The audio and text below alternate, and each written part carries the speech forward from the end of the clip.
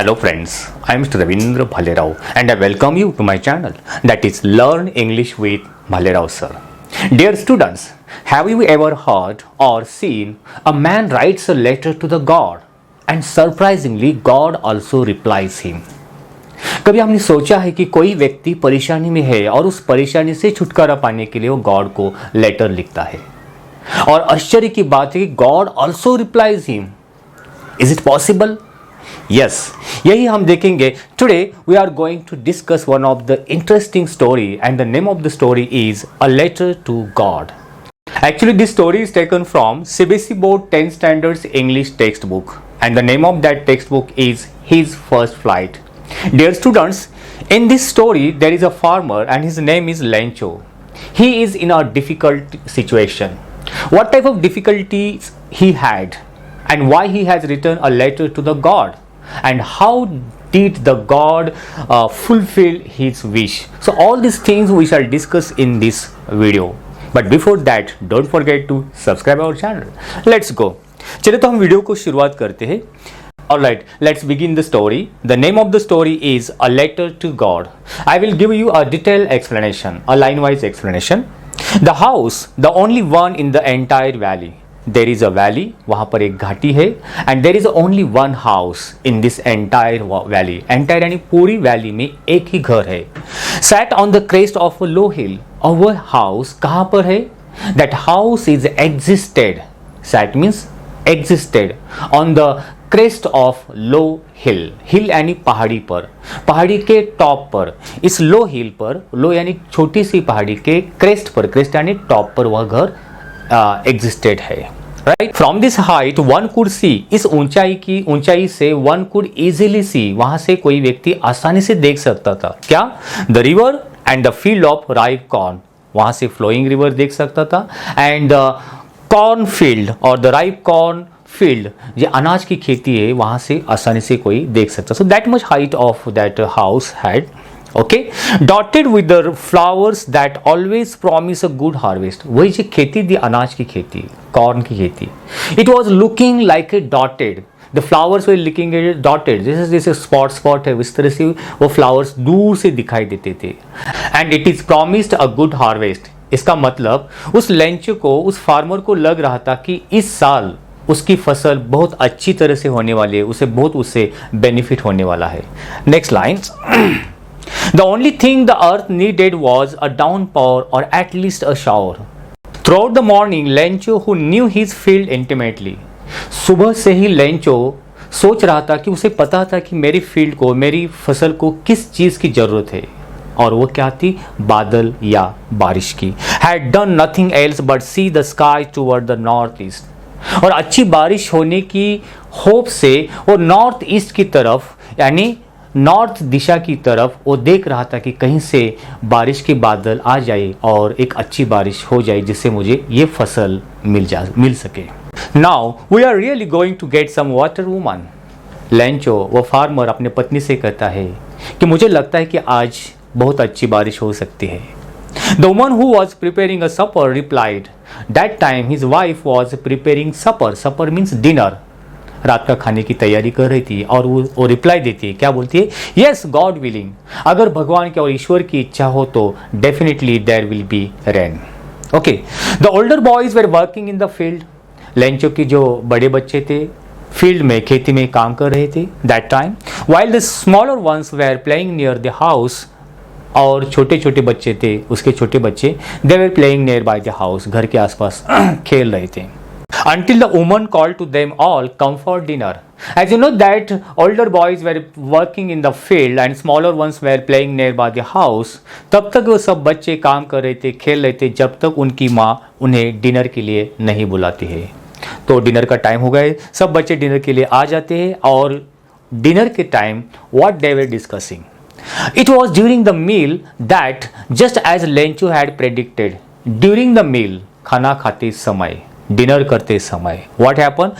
As the Lencho had predicted that there will be a rain, उसने जिस तरह से उन्हें प्रेडिक्शन किया था कि अच्छी बारिश हो जाएगी और उसी तरह से according to his prediction in reality the big drops of rain began to fall. बारिश शुरू हो गई थी, बारिश की बड़े बड़े बूंदे गिरने चालू हो गए थे. In the northeast, huge mountains of clouds could be seen approaching. North east side से बहुत बड़े बड़े बादल, उसे the clouds are compare to the huge mountains, उसे कहा गया है कि माउंटेन जैसे बहुत बड़े बड़े बादल अप्रोचिंग, कमिंग नियर, इस तरह से दिखाई दे रहे. The air was fresh and sweet. As you know, that rain was actually started. The man went out for other reason. Or Lencho was so happy. He come out from his house and went outside. Not other reason than to have the pleasure of feeling the rain on his body.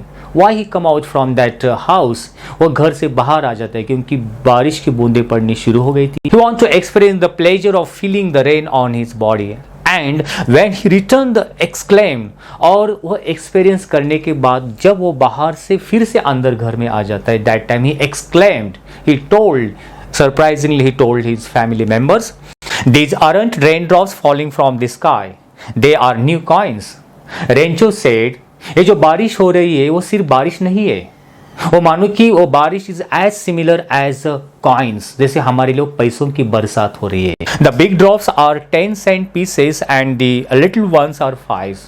वह कहता है जो बड़ी बड़ी बूंदे हैं मानो कि वो 10 सेंट है, यानी 10 पैसों जैसे है, और smaller ones are, little ones are the 5 cents like this. So here वो ऐसा क्यों करता है? क्योंकि वो जो बारिश है उस बारिश से उसे बहुत अच्छी फसल उसे पता मिलने वाली है, और उस फसल से उसे बहुत सारा पैसा मिल सकता है. That is why the rain drops, Rancho is compare with coins or the 10 cents or 5 cents. Next lines. With a satisfied expression, he regarded the field of ripe corn with its flowers draped in a curtain of rain. Satisfy होकर वो इस तरह से मानता है कि जो flowers और क्रॉप की फील्ड है, it is covered, draft means covered with rain drops, पूरे रेन से, बारिश से पूरा कवर अप हो चुका है, यानी अच्छी बारिश उस खेत में हो चुकी है और इस तरह से अच्छी फसल आ सकती है, इस तरह से वो इमेजिन करता है. But suddenly a strong wind began to blow. परंतु अचानक क्या हो जाता है कि स्ट्रॉन्ग विंड, मानो कि तूफान आना शुरू हो जाता है, to blow, and along with the rain very large hailstorm began to fall. Not only the blowing of the strong wind, along with उसके साथ उस तूफान के साथ hailstorm began to fall.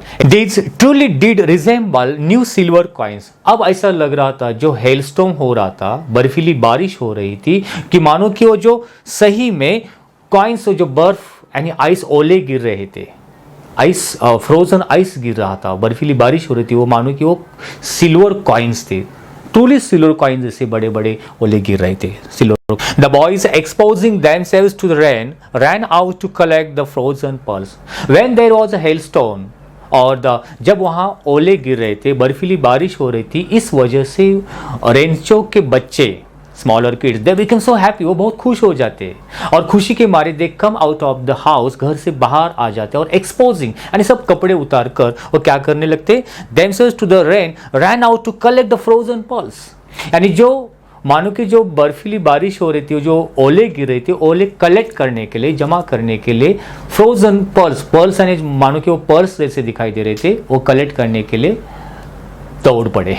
It's really getting bad now exclaim the man. उस hailstone को देखकर रेंचो कहता है कि आप बहुत बुरा होने वाला है. I hope it passes quickly. और तुरंत वो बोलता है कि कोई बात नहीं, ये हेलस्टोन, ये जो तूफान आया है, निकल जाएगा. It did not pass quickly. लेकिन इस तरह से होता नहीं है. For an hour the hail rained. लगभग 1 घंटा वो बर्फीली बारिश, वो ओले गिर रहे थे on the house, the garden, the hill side, the cornfield, on the whole valley. इस पूरी वैली में, उस हाउस की तरफ, उस गार्डन में यानी फील्ड में, सभी और वो तूफान हो, हेलस्टोन यानी वो ओले गिरते हैं. और उस वजह से क्या होता है, the field was white as if covered with salt.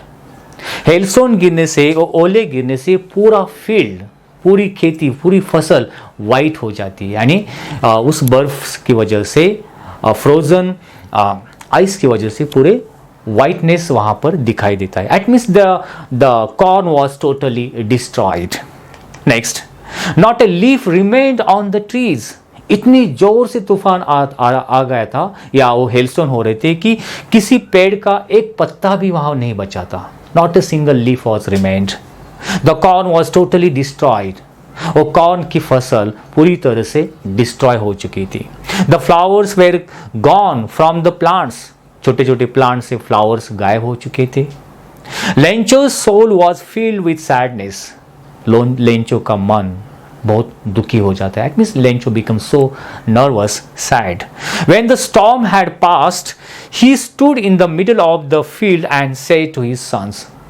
1 घंटे के बाद जब वो स्टॉर्म रुक जाता है, वो तूफान रुक जाता है, लेंचो बाहर आकर फील्ड के बीच खड़े होकर अपने बच्चों से कहता है, सन्स से कहता है, बच्चों से कहता है, अ plague of locust would have left more than this. यानी वो अपने बच्चों से कहता है कि जो फसल के ऊपर और प्लेग ऑफ लोकस, लोकस एक जो इंसेक्ट्स होता है और प्लेग और डिजीज होता है, जो फसल के ऊपर डिजीज आती है वो लोकस कीटक इंसेक्ट की वजह से, और पूरे फसल डिस्ट्रॉय हो जाती है. और लेंचो यहाँ कहता है बच्चों से कि कम से कम उस लोकस की वजह से, लोकस से कुछ पत्ते तो बच जाते हैं, some of the cornfield left remain हो जाता है, लेकिन the hail has left nothing. अब ये जो हेलस्टोन आया है, जो तूफान आया है, तूफान बर्फीली बारिश हो चुकी है, उससे कुछ भी नहीं बचा है. The hail has left nothing. This year we will have no corn, और इस साल हमें कोई फसल नहीं मिलने वाली है. So here the Lencho become so sad. That night was sorrowful one, और वह रात लेंचो के लिए बहुत दुख भरी होती है. सॉरोफुल, दुख भरी. All our work for nothing, वो कहता है whatever we work hard the whole year, पूरी साल जो हमने हार्ड वर्क किया है उसका भी कुछ फायदा होने वाला नहीं है. There is no one who can help us, अभी हमें बचाने के लिए, हमें हेल्प करने के लिए कोई नहीं है. We will all go hungry this year, और इस साल हम भूखे रह सकते हैं. So here Lencho become sad, और वो बोलता है कि हमें कोई हेल्प करने वाला नहीं, हमें we will go for hungry, इस तरह से कहता है. But in the hearts of all who lived in that solitary house in the middle of the valley there was a single hope, help from the God. ये entire valley में जो solitary only one house, जो house होता है वहाँ जहाँ पर Lencho and his family was living there, रहते हैं, और that night they become so nervous, so sad.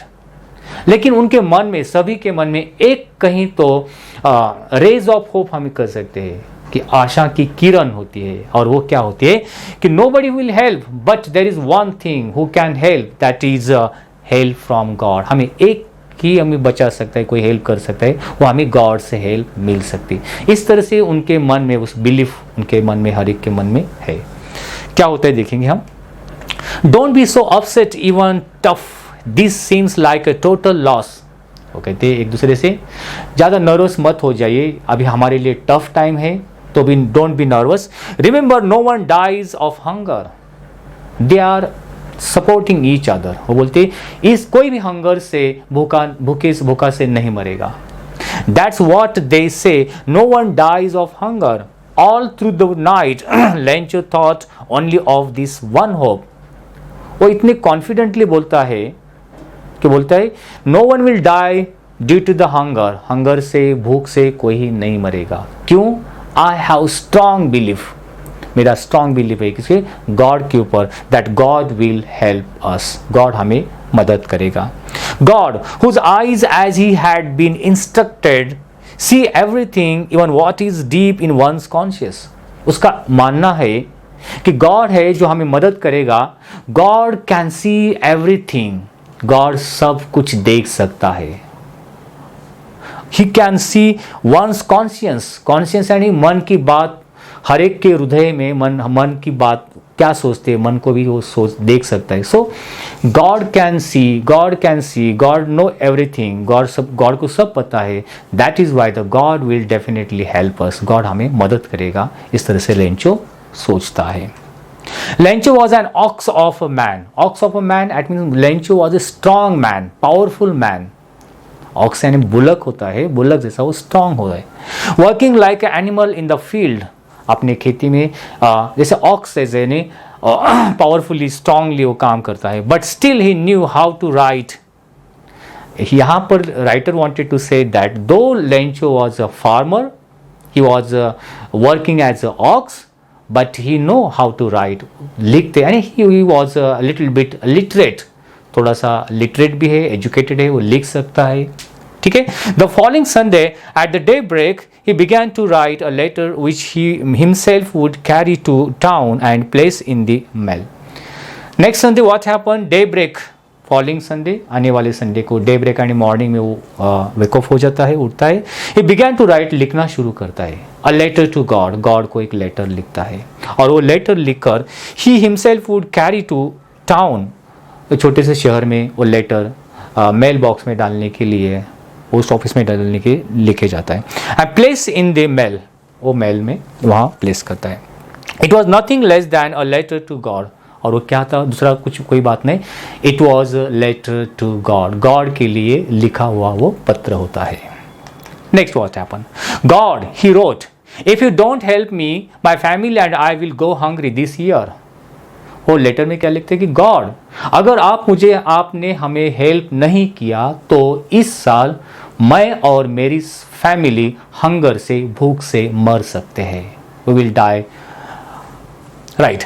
And family, I need 100 pesos in order to sow my field again. और वो सिर्फ इतना ही नहीं लिखता, तो he is expressing his wish. वो क्या अपनी विश उस लेटर में लिखता है कि I needed 100 pesos, मुझे 100 pesos की ज़रूरत है. चलिए अपन रुपीज़ हम जैसे बोलते हैं वैसे पेसोस की जरूरत है. किसके लिए? In order to sow my field again. अभी जो क्रॉप, जो फसल पूरी तरह से डिस्ट्रॉय हो गई, उस फसल को दोबारा वंस अगेन उस फसल को सो करने के यानी बीज डालने के लिए, फिर से फसल उगाने के लिए हमें 100 पेसोस की जरूरत है. And live until the crops comes because the hail storm, यानी इस साल फिर से फसल लाने के लिए और पूरे साल जीने के लिए हमें 100, कम से कम 100 पेसोस की जरूरत है. ये सब क्यों हो गए? Because of the hail storm. He wrote to God on the envelope में वो लेटर लिखता है, and put the letter inside it, और वो मेल बॉक्स में डालता है. Still troubled went to town. At the post office, he placed a stamp on the letter and dropped it into the mailbox. वो डालने से पहले उस लेटर के ऊपर एक स्टैम्प, जैसे अपन टिकट बोलते हैं, उसे लगाता है लेटर जाने के लिए, और उस पर एड्रेस लिखता है टू द गॉड के नाम से एड्रेस लिखता है. Right, so here you can see this is just a imaginary picture. One of the employees, who was postman and also helped at the post office, went to his boss laughing heartily and showed him the letter to the God. जब उसने उस mail box में वो letter डला हुआ था, और वो जो वहाँ का जो पोस्टमैन उसे खोलता है, वो सब लेटर कलेक्ट करता है, और वो देखता है उसके ऊपर एड्रेस जो लिखा होता है to the God. That postman started laughing, वो हंसना शुरू करता है, because it was strange. First time it was something different letter, पहली बार उसने इस तरह का लेटर देखा था. और वो पोस्टमैन जो वहाँ का एम्प्लॉइज है पोस्ट ऑफिस में, right, who was the postman and also help at the post office, went to the boss, वो अपने बॉस यानी सीनियर की तरफ जाता है, laughing heartily and showed him the letter, और उसको लेटर को दिखाता है. राइट, और वो showed him the letter to God. Why they were laughing? Because it was return to the God के लिए लिखा हुआ वो लेटर होता है. Never in this career as a postman had he known that address. Postman के career में उसने कभी इस तरह का लेटर गॉड के लिखा हुआ उसने देखा भी नहीं था, या कभी रीड भी नहीं किया था. Right, post master of fat amiable the fellow, वो पोस्ट ऑफिस का जो मेन पोस्ट मास्टर है, हिज नेचर और description is given. He is a fat, amiable means friendly है, fellow man. Also broke out laughing, वो भी हंसना शुरू कर देता है जो पोस्टमैन वो पोस्ट मास्टर के पास वो लेटर लेके आता है तब. Right, but almost immediately he turn serious. Post master letter को रीड करता है और थोड़े समय बाद ये थोड़ा सा सीरियस हो जाता है, वो सोचने लगता है. Turn serious and tapping the letter on his desk के ऊपर वो लेटर टैपिंग करता है, जैसे टिक टिक टिक टिक आवाज़ करना लेटर से, यानी कुछ तो वो सोचना शुरू करता है. Tapping the letter on his desk, commented, what a faith, I wish I had the faith of the man who wrote this letter. कितना फेथ है गॉड के ऊपर, कितना विश्वास इस आदमी का गॉड के ऊपर, वो खुद बोलता है काश मेरा भी उस जो फार्मर उस तरह का, मेरा भी गॉड के ऊपर इस तरह से विश्वास होता तो. So he started thinking, what a faith! I wish I had faith of the man who wrote this letter, starting up a correspondence with God. God के बारे में जो उसका करस्पॉन्डेंस है, जो उसका रिलेशन उसने क्रिएट किया है, फेथ है, काश मेरा भी इस तरह से होते. So now here post master and along with his others employees, they were starting thinking to a little bit seriously. Next, so in order not to shake the writer's faith in God, the postmaster came up with an idea.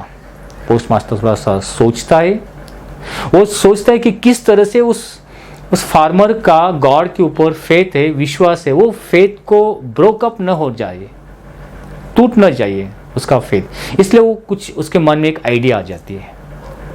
There was an idea in his mind. Answer the letter. हो क्या idea था? ठीक है, God की तरफ से उसे हम आंसर देंगे, रिप्लाई देंगे. But when he opened it, it was evident that to answer it and he needed something more than goodwill.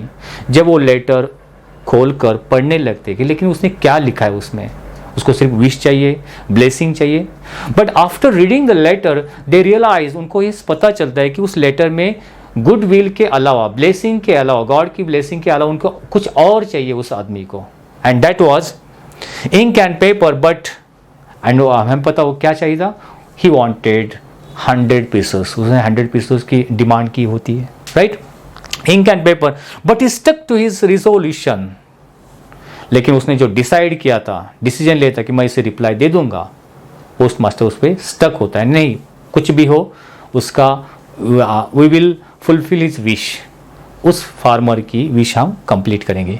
He asked for money from his employees. वो अपने जो बाकी के एम्प्लॉयज हैं उन सभी को रिक्वेस्ट करता है, प्लीज कलेक्ट सम मनी. हम सब लोग इकट्ठा मिलकर पैसे कलेक्ट करेंगे. He himself gave part of his salary. अपनी सैलरी में से कुछ पार्ट उसे कंट्रीब्यूट करता है. And several friends of his were obliged to give something for an act of charity.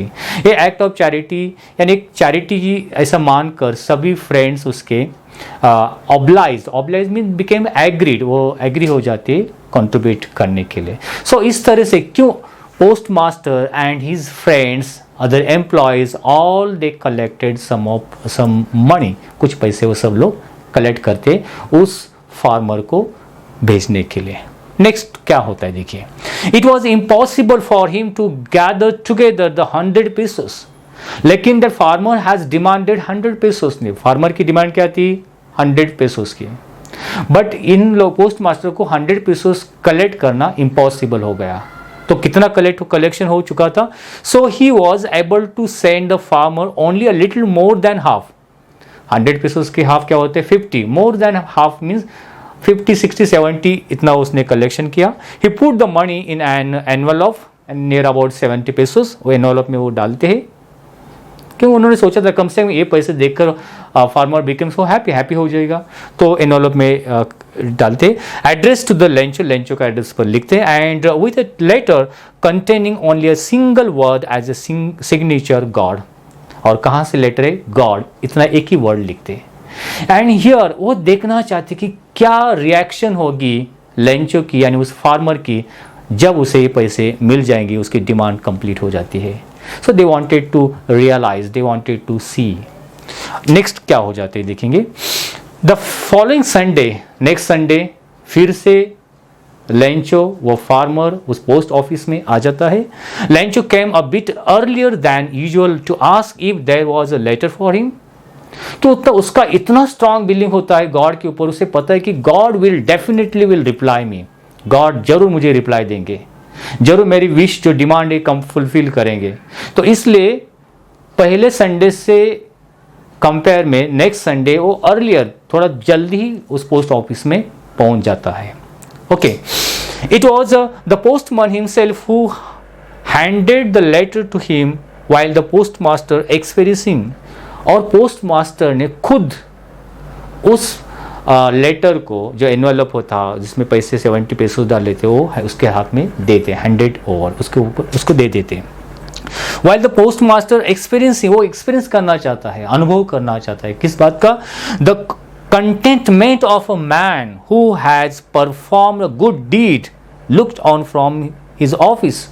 वो ये देखना चाहता है कि इस पत्र को देखकर, उस एनवलप के देखकर, उस पैसों 70 पैसों को देखकर वो कितना कंटेंटमेंट हो जाएगा। कंटेंटमेंट मीन सेटिस्फैक्शन, वो कितना हैप्पी हो जाएगा, कितना उसको हैप्पीनेस आ जाएगी। वो all this things he wanted to realise, he wanted to see, उसे देखना चाहता था, एक्सपीरियंस करना चाहता था। तो इसलिए खुद वो पोस्ट मास्टर उसे देता है, क्योंकि जो उसके पोस्ट ऑफिस में सब लोगों ने जमा किए थे, right. Lencho showed not the slightest surprise on seeing the money. Lencho ने वो एनवलप ओपन किया, ही सॉ द मनी। अभी सब देख रहे थे उसे कि उसका क्या रिएक्शन होगा, but Lencho did not have a slightest surprise. थोड़ा भी उससे उसके एक चेहरे पर सरप्राइज न था, कुछ भी वो सरप्राइज नहीं होगा था, आश्चर्यचकित न था। सच वॉज हिज कॉन्फिडेंस, यानी इतना उसे कॉन्फिडेंस था कि मुझे जरूर पैसे मिलने वाले हैं, God will definitely send me money. But he became angry, surprise तो नहीं हुआ, खुश तो नहीं हुआ, उसके अपोज में वो क्या हो गया था? ही बिकेम एंग्री, उसे गुस्सा आ गया था वो जो पैसे काउंट करने के बाद। क्यों angry? When he counted the money God could not have made a mistake. वो काउंट करता है और वो बोलता है God will not make a mistake, भगवान ईश्वर कभी भी गलती नहीं कर सकते हैं। Nor could he have denied Lencho's what he had requested, और उसे इतना भी बिलीव था कि मैंने जो भी डिमांड किया वो कभी डिनाई भी नहीं कर सकता है, यानी उसको अपोज भी नहीं कर सकता। तो क्या हो गया था कि जो लेंचो बिकेम सो एंग्री? तो इसका रीजन था, immediately Lencho went up to the window to ask for paper and ink. आपको पता है क्या, what was the real reason? Because in that envelope there was, what was his demand? His demand was 100 pesos, but there was only 70 pesos, and that is why the Lencho became so angry. इसलिए वो angry हो चुका था और वो गुस्से से जाता है, फिर से वो विंडो के पास जाता है और उसको आस्क फॉर द पेपर के बोलता है, और ask for paper and ink on the public writing table. He started to write, वो लिखना शुरू करता है, यानी फिर से गॉड को लेटर लिखना शुरू करता है। With much wrinkling on his brow, तो व्रिंकलिंग ऑन हिज ब्रो थोड़ा सा जैसे कोई इलिटरेट आदमी होता है, ज़्यादा पढ़ा लिखा नहीं होता तो उसे लिखना नहीं आता तुरंत, तो ऐसा इलिटरेट उसे व्रिंकलिंग कहते हैं, यानी he was not that much fluent, that much educated. Wrinkling on his brow cause by the effort he had to make to express his ideas. तो एफर्ट करके, थोड़ा सा मेहनत करके वो लिख रहा था, क्योंकि उसे लिखना ज़्यादा नहीं आता। तो इससे क्या हम बोल सकते, ही was not that much educated, वो उतना एजुकेटेड नहीं था। कौन से लाइन्स इंडिकेट करता है? There was a wrinkling on his brow while he was writing the letter. Okay, so he was expressing his ideas. When he finish, जब वो रिप्लाई लेटर लिखकर फिनिश करता है, he went to the window to buy a stamp. Letter भेजने के लिए वो stamp, वो टिकट लेता है, उस पर चिपकाता है, which he licked and then affix to the envelope with a blow of his fist. वो एनवेलप के ऊपर फिक्स करता है, स्टक करता है और उसको ब्लो कर देने फिट बैठने के लिए।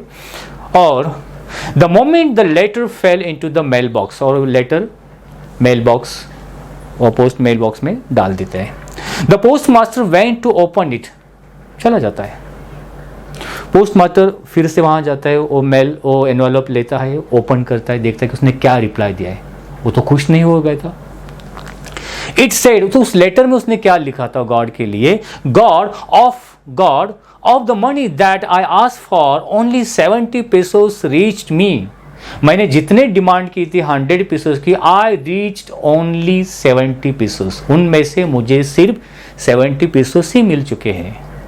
सेंड मी द रेस्ट, जो बाकी के बचे हुए 30 pesos से rest of the money you have to send me, तो आप मुझे फिर से भेजना है, सेंड मी, वो गॉड को बोलता है, राइट।